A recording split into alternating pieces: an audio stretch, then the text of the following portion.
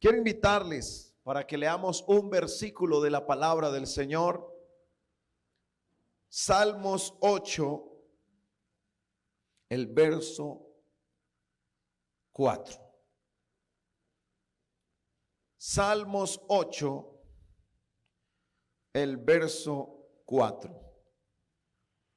Dice este maravilloso texto de las Sagradas Escrituras: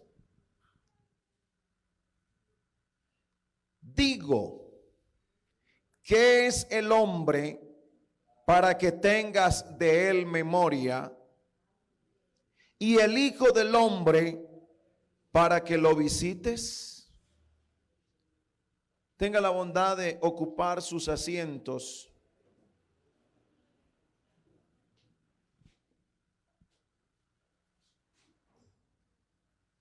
Y quiero titular este mensaje de la palabra del Señor con la pregunta que hace el salmista: ¿qué es el hombre para que tengas de él memoria? ¿Qué es el hombre? ¿Qué es el hombre? Es una pregunta que se hace el salmista. Dios es supremo. Él es Dios. Dios le pone un énfasis al ser. El ser, ese ser. La Biblia dice en San Juan 1:11 que a lo suyo vino. ¿Qué es lo suyo? Lo suyo es el asunto. Dios tenía un asunto que resolver aquí en la tierra. Por eso dice a lo suyo vino, o sea, el asunto. Y los suyos no le recibieron. Pero no queda todo allí. Mas a todos los que le recibieron, hay una bendición.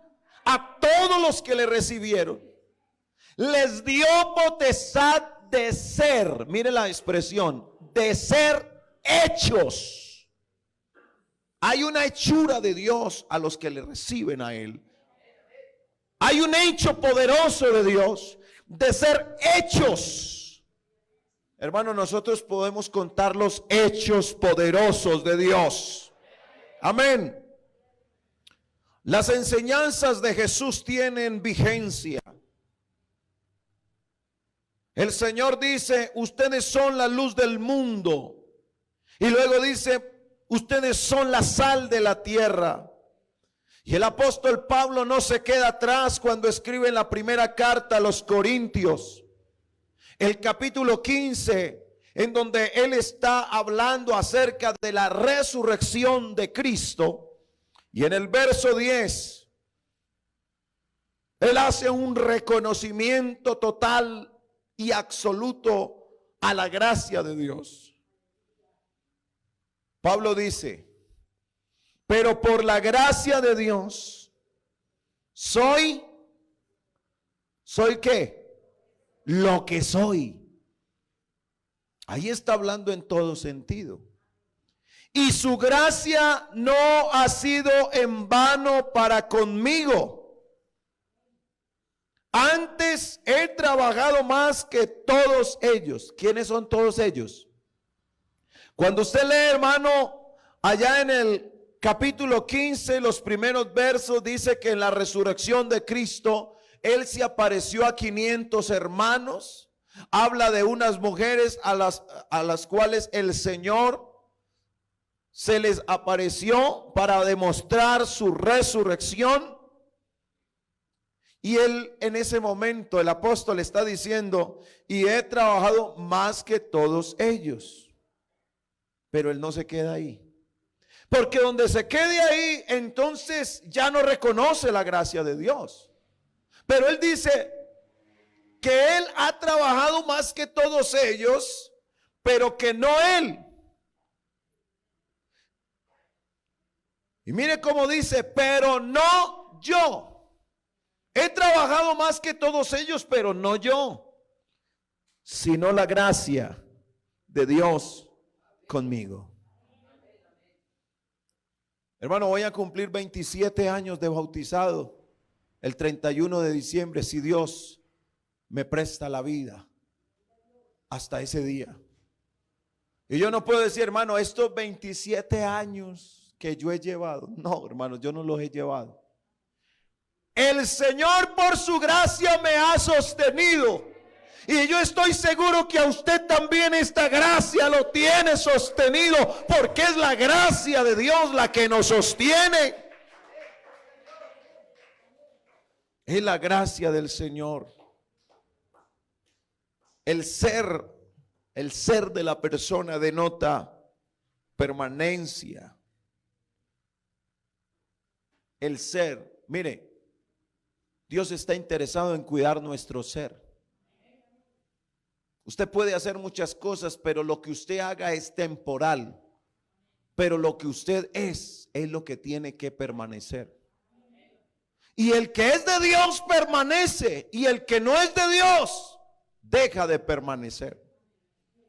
Dios es el ser que existe por sí mismo. Él es Dios y no necesita hacer nada para demostrar que Él es Dios. Dios no necesitaba hacer la creación. Dios no hizo la creación para demostrar que Él es Dios. Él, sin hacer la creación, Él sigue siendo Dios. Y yo le pregunto, ¿qué necesitará Dios para ser Dios? ¿Qué necesita Dios para ser Dios? La pregunta es sencilla y simple. Nada. Él es Dios. Así no hubieran hecho nada, Él es Dios. Uno hace las cosas para conseguir lo que le hace falta. Mire, usted para conseguir un bien, sea una casa, un apartamento, algo, un bien de aquí de la tierra, eso no le va a caer del cielo. Usted tiene que esforzarse. Y las cosas para lograrles debe haber un esfuerzo. Yo le pregunto, ¿será que a Dios le falta algo? ¿Será que a Dios le falta algo? Nada. El Señor dice a través del salmista en el Salmo 50, el verso 12, si yo tuviese hambre no te lo diría a ti, porque el mío es el mundo y su plenitud.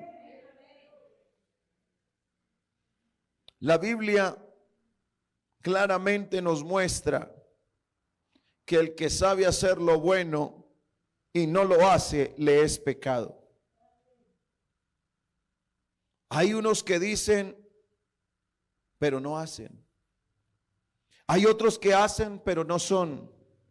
Y hay otros que son, pero no hacen.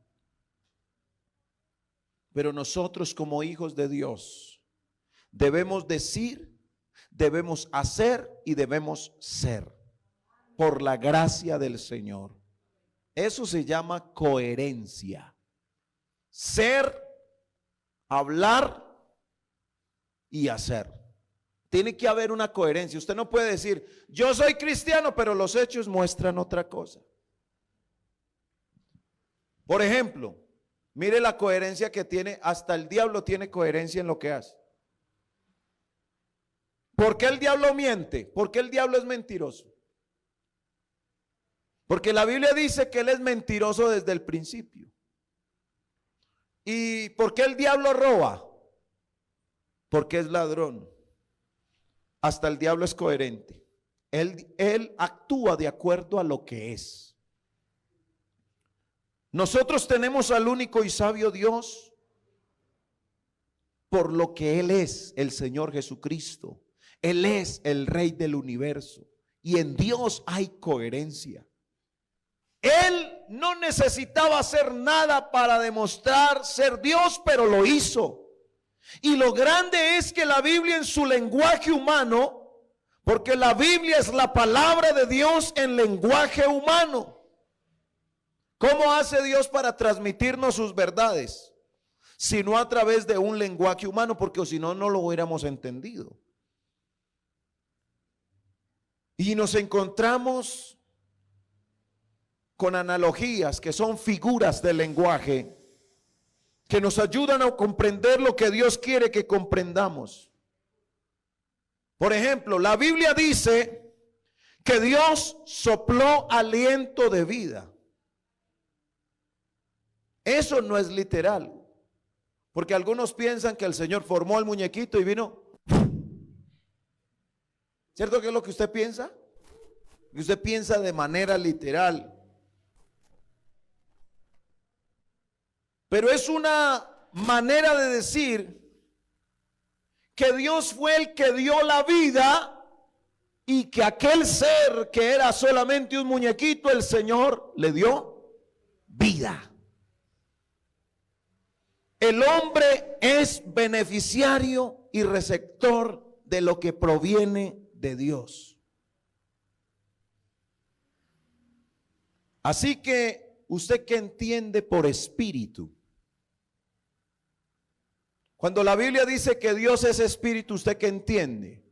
Cuando la Biblia dice que Él es espíritu, es decir, que Él es incorpóreo, que trasciende al tiempo y al espacio, que Él es inmenso, que Él es eterno. Cuando la samaritana le cuestionó a Jesús algunas cosas, ¿recuerda usted la problemática que se le presenta al Señor? Porque ella le pregunta al Señor, Señor, entonces ¿dónde se debe adorar? ¿Dónde? ¿En el monte de Sión o en el monte Gerizim, donde lo hacían los judíos o donde lo hacían los samaritanos? Y los conceptos de la samaritana, hubo una revolución, porque Dios, que es espíritu, en ese momento estaba manifestado en carne y le estaba hablando a esta mujer samaritana. Y la respuesta que el Señor le dice, no, es en este monte. Él no le dijo lugar. La respuesta que el Señor le da, el énfasis es, Dios es espíritu. Y los que le adoran en espíritu y en verdad, es necesario que adoren. Es decir, que no importa donde quiera que usted esté. Usted puede estar, hermano, metido hasta en la selva y que no hay nada de señal de celular, pero si allá adora al Señor, de allá lo va a oír el Señor, porque Dios es espíritu y está en todo lugar esperando que le demos adoración. Alabanzas al nombre de Jesús. Nuestro Dios es un ser supremo que no necesita hacer nada para demostrar que es Dios. Pero nuestro Dios trasciende el tiempo, al espacio, el espíritu. Y las palabras se quedan cortas, porque las palabras son vehículos a través de los cuales viajan las ideas. Pero los vehículos se quedan chiquitos a veces con las ideas. La idea es más grande que el vehículo en veces.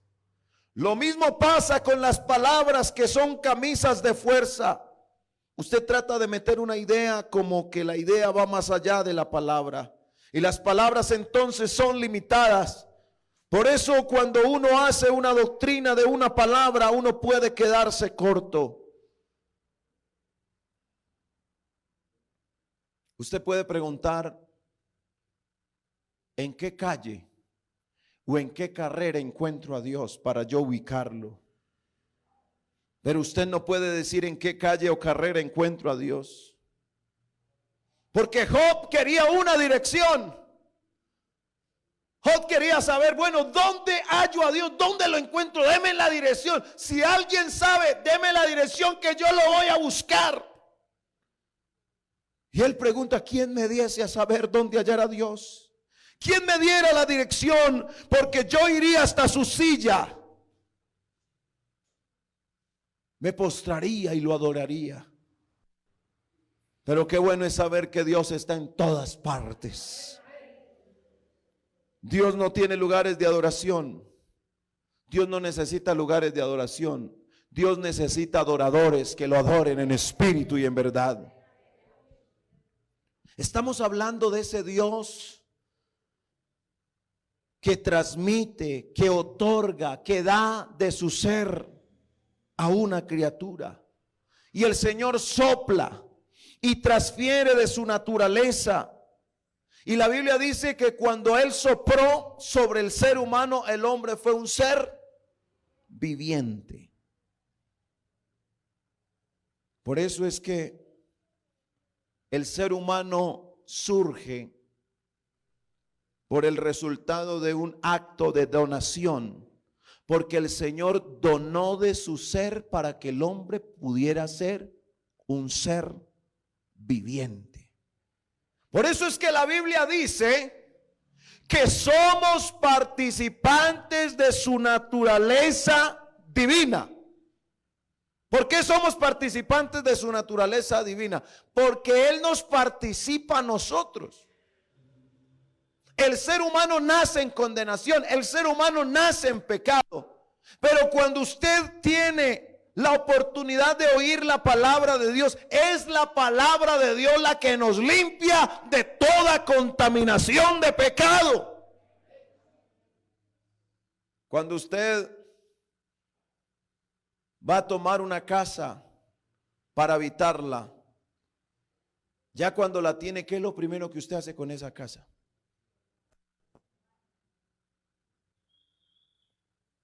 Yo creo que en la gran mayoría estamos de acuerdo en decir que lavamos la casa. ¿O no? Usted, así como la encuentra, usted empieza a poner todas las cosas. No. Primero se organiza, se limpia. Y por eso Dios no puede habitar en un corazón sucio.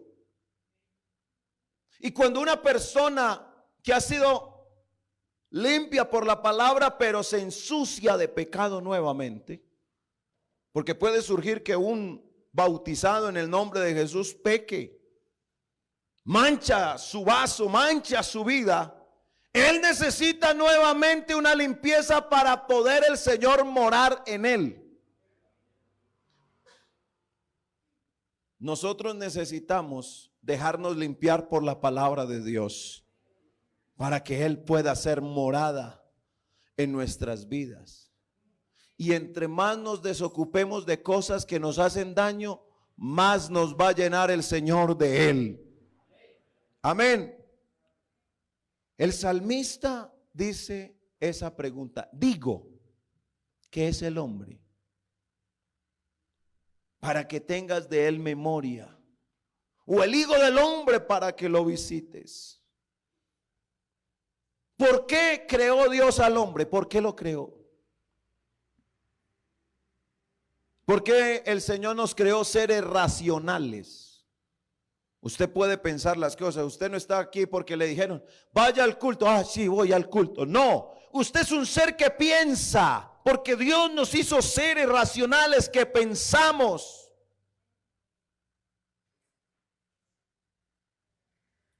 Y quiero preguntarles a ustedes, ¿por qué creó Dios al hombre? Y a mí me llama la atención que el apóstol Pablo, hablando de lo que hizo el Señor con nosotros, me gusta la manera en que él dice que según el puro afecto de su voluntad, el Señor desplegó de su voluntad para crear al hombre. El Señor creó al hombre por amor, porque amor es dar. Amor es dar. Y la prueba de ello la tenemos en que el Señor se dio por nosotros. De tal manera amó Dios al mundo que ha dado. Aleluya. Tenemos ese amor de Dios porque Él nos lo dio. Aleluya. El amor es dar. Es sacrificio. Es dar de sí para trascender hacia el otro. Por eso las palabras quedan cortas. Y la gran tarea del Hijo de Dios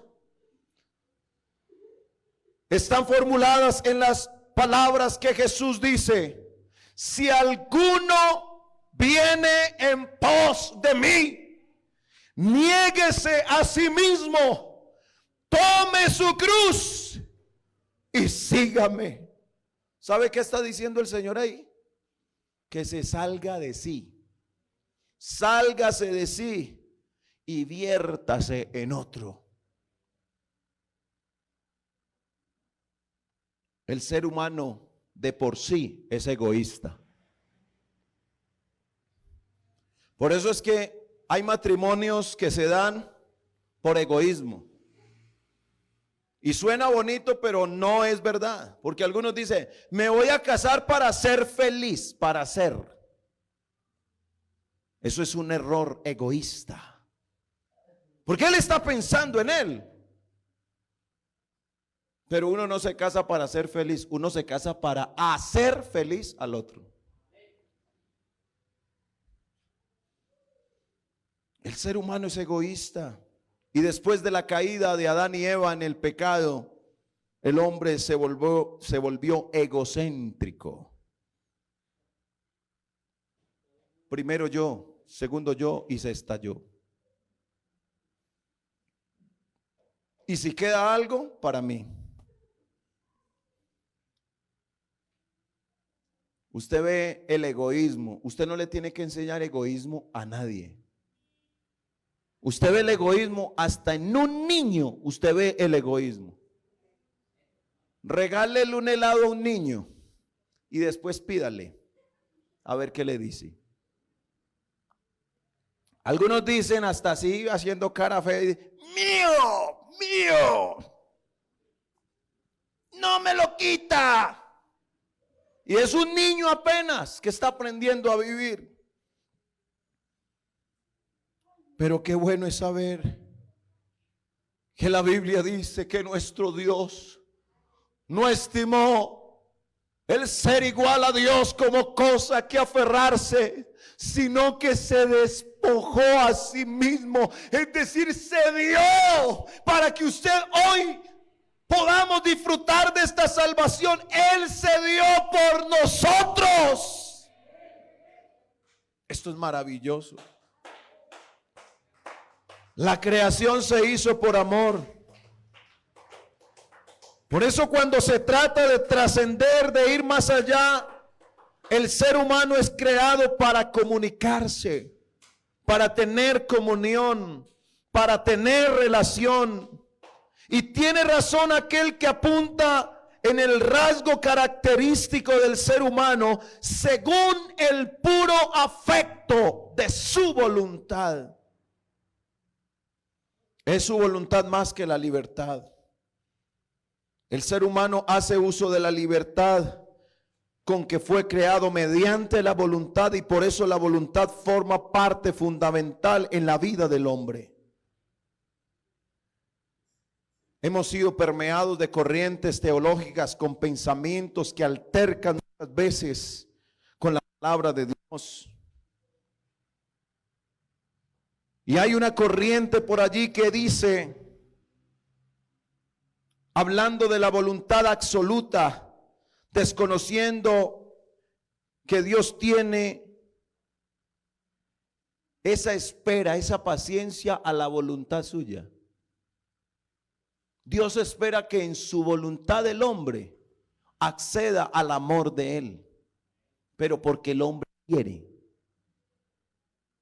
Dios espera que su voluntad esté dirigida a la voluntad de Él. Por eso Él está a la puerta y llama. Si alguno oye, ¿y qué hace? Y abre, entonces el Señor llega a ese corazón. Por eso es que nosotros tenemos una bendición muy grande. Desde el momento en que le dijimos sí al Señor, las cosas cambiaron en nuestras vidas. Alabanzas al nombre de Jesús. Iglesia, ¿valió la pena decirle sí a Dios? Y decirle no al mundo, decirle no al pecado.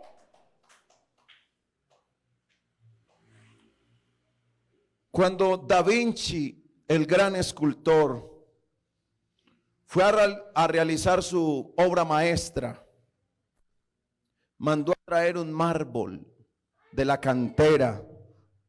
Por sus alumnos le trajeron un pedazo de mármol rústico, mal cortado. Y le preguntaron los alumnos a Da Vinci que cómo veía la piedra. Y él empezó a mirar la piedra. Da Vinci dice la historia que Da Vinci empezó a ese pedazo de piedra mal cortado y dijo, es perfecta. Y los alumnos empezaron a mirarse. Oiga, es que perfecta, eso está mal cortado. Y él dijo que estaba perfecta.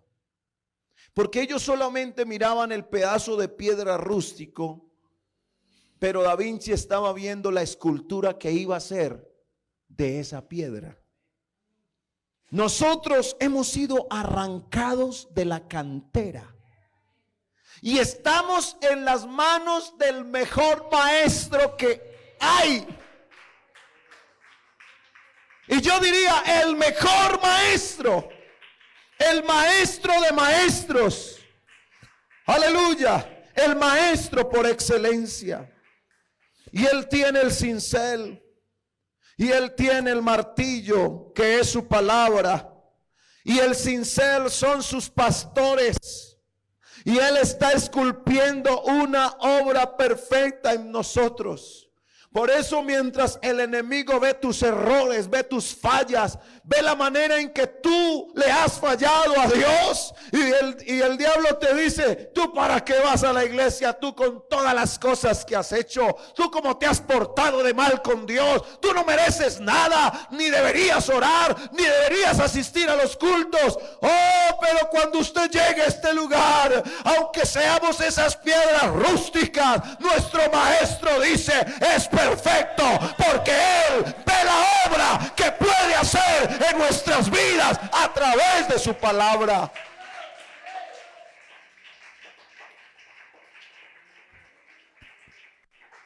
Los grandes milagros se dan cuando se encuentra la voluntad de Dios y la voluntad del hombre. La voluntad de Dios es que quiere salvarte. Esa es la máxima expresión de la voluntad de Dios. ¿Dónde está la máxima expresión de la voluntad de Dios? En el Calvario. Cuando el hombre oye la voluntad de Dios, dice el hombre. Por eso cuando una persona, hermano, con todo el respeto y la reverencia que merece este Dios, y escucha la palabra de Dios, donde le dice que la voluntad de Él es que usted y yo seamos salvos. Cuando una persona entiende eso, cuando entiende esa voluntad de Dios, entonces dice esa persona, recibo la voluntad de Dios. Entonces se encuentra la voluntad de Dios, que es divina, y se encuentra la voluntad humana. Y cuando se encuentran esas dos voluntades, como resultado encontramos el milagro de la salvación. Por eso hay gente que dice, pero usted ¿cómo hizo? ¿Y usted por qué sigue allá? Yo no estoy aquí por méritos, porque si fuera por méritos nadie estaría en el evangelio. Pero gracias a esa gracia infinita de Dios, Él extendió su misericordia y su gracia y nos salvó. No por obras para que nadie se gloríe. Mire que el Señor siempre pregunta. Él puede hacer lo que Él quiera porque Él es Dios. Pero cuando usted mira las sanidades que el Señor hizo, Él siempre preguntó. ¿Se acuerdan del paralítico? El Señor, ¿cómo no va a saber el Señor que el paralítico quiere ser sano? Pero el Señor le preguntó, ¿quieres ser sano? Tan bello el Señor, ¿cierto? Qué caballero. ¿Quiere ser sano?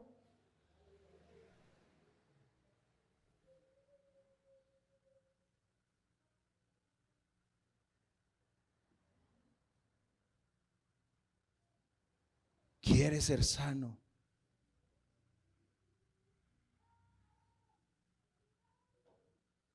Y esa es la pregunta del Señor. Mire, uno a veces, hermano, se rasca hasta la cabeza, ¿yo qué voy a hacer? Porque se le presentan cosas que uno como que, ¿y aquí qué hago yo? Y a veces la aburrición y tantas cosas se van juntando en la mente de uno. ¿Y yo a quién llamo? ¿Y yo a quién le digo lo que me está pasando? Pero si tú te detienes un poquitico y alcanzas a oír la voz de Dios en medio de tu desesperación, si puedes orar, alcanzarás a oír una pregunta que hace el Señor: ¿quieres que te ayude? ¿Quieres que te ayude? El Señor pregunta: ¿quieres ser sano? A otro le dijo: ¿qué quieres? ¿Qué quieres que te haga? Dios está esperando que tú le des una respuesta. Porque a veces nosotros, es que hermano, yo estoy esperando que Dios me responda. No, hay momentos donde la respuesta no es de Dios, sino que respondemos nosotros a lo que Dios pregunta. Porque la voluntad de Dios ya está demostrada. Dios quiere que nosotros vivamos en amor porque Él es amor. Una vida que Dios quiere es una vida de compromisos. Nuestro Dios es Dios de pactos y de compromisos. Y es precisamente cuando la Biblia habla del nuevo pacto. ¿Por qué habla de un nuevo pacto? Porque había uno que ya no sirve. Y ahora Dios tiene un nuevo pacto para nosotros. Y ese nuevo pacto, Él se comprometió con nosotros en el nuevo pacto. Pero la pregunta no es si Dios está comprometido con nosotros, porque sabemos que Dios sí cumple. El problema es de nosotros hacia ese pacto que Dios ha establecido. ¿Somos nosotros lo suficientemente comprometidos con ese nuevo pacto? El compromiso es una decisión. Y esa decisión es un acto voluntario. Yo quiero preguntar a los que están aquí casados, de los que están aquí que se unieron en matrimonio, levante la mano al que le pusieron un revólver en la espalda para que se casara. Estoy hablando con los matrimonios. ¿A quién le pusieron un revólver y le dijeron: o se casa o lo mato? ¿A quién? Yo estoy seguro que usted se casó porque tomó una decisión y se comprometió. Y en el matrimonio se da eso. Y usted está haciendo uso de la libertad que Dios le dio de usar su voluntad. Por eso es que una vida cristiana sin compromiso no es vida cristiana. Yo le pregunto a los hermanos que en esta hora usen su inteligencia. Si a usted le dijeran: venga, trabaje en mi empresa, pero nos comprometemos a no pagarle, ¿usted trabajaría ahí?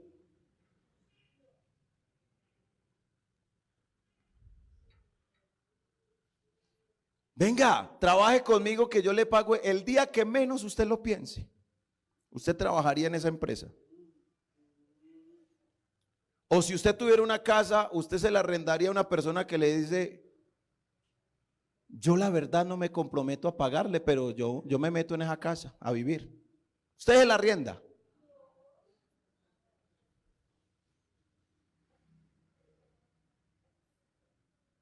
Por eso una vida cristiana sin compromisos no es vida cristiana. Y hay gente que quiere vivir la vida cristiana sin comprometerse. Y a Dios no le sirve una vida así. Yo oro porque bueno, es la costumbre, tengo que orar. Voy al culto porque es la costumbre, pero me quiero quedar en la casa viendo una película. Hay gente que quiere vivir sin compromisos, que quiere vivir de cualquier manera. Pero Dios no quiere gente así. Dios no quiere hijos que no se comprometan con Él, que no se consagren a Él, que no quieran hacer nada para Él. Por eso es que en esta hora Él está invitando si alguno quiere. Y yo creo que en esta hora hay alguien aquí que puede decirle: Señor, yo sí quiero seguirte hasta el final. Yo sí me comprometo a vivir para ti, porque no hay vida mejor fuera de Dios. Alabanzas al nombre de Jesús. Alabanzas al nombre de Jesús.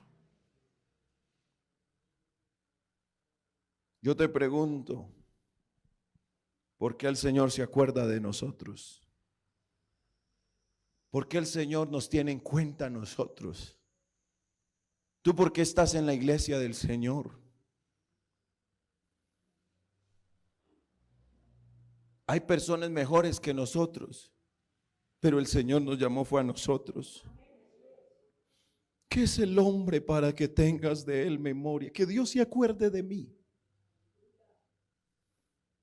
Uno a veces extraña a personas que uno dice: ve, cumplí años y fulano de tal no me dijo nada. Y usted extraña a ciertas personas cuando no se acuerdan de usted en una fiesta especial. Pero hay un ser que no se le escapa nada de ti.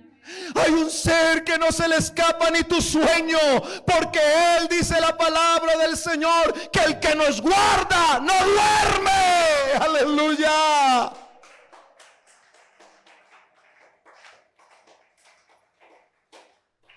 Él es santo. Estamos aquí por amor, porque Dios nos amó, porque Dios nos ha cuidado, porque Dios ha tenido en bien en su voluntad en que nosotros tuviésemos su bondad y su misericordia.